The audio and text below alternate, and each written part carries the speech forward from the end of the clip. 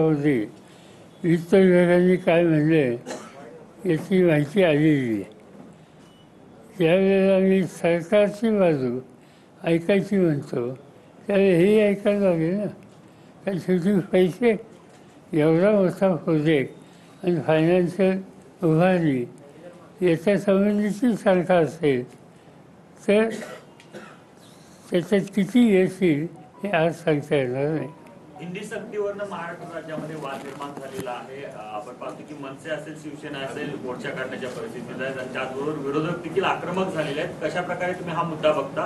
कारण हिंदी सक्ती करणं चुकीचं आहे अशा प्रकारचा आक्षेप आहे. या मोर्चांमध्ये आपण सहभागी होणार? याच्यामध्ये भाग दोन आहेत.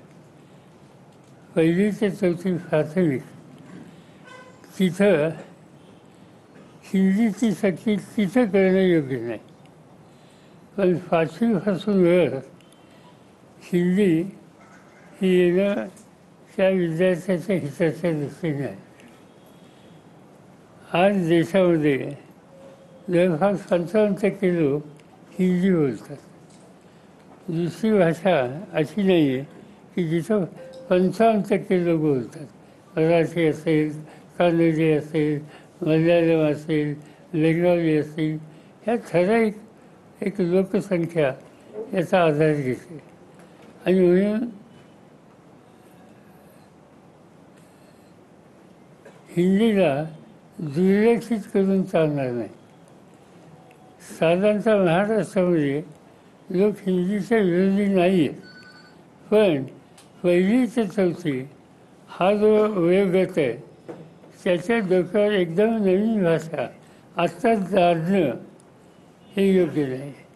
तिथं मातृभाषा ही महत्त्वाची आहे. आता हा मुद्दा समोर आणण्याचं काय कारण वाटते का? कुठल्या तरी एका गोष्टीकडे लक्ष विचलित करण्यासाठी हा महाराष्ट्रात मुद्दा सोडलेला? माहिती आहे, असं लोक बोलतात पण माहिती नाही मला. आता मी काल दोन्ही ठाकरेंची स्टेटमेंट वाचली. मी मुंबईला गेल्यावर त्यांचं म्हणणं काय ते समजून घेणार आहे. कारण त्यांनी काही कार्यक्रम जाहीर केले. त्यांनी हेही जाहीर केलं की त्या कार्यक्रमामध्ये विविध राजकीय पक्षांनी सहभागी व्हावं.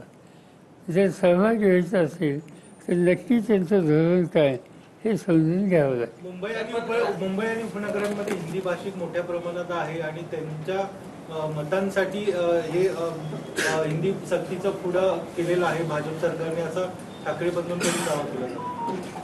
मला माहीत नाही.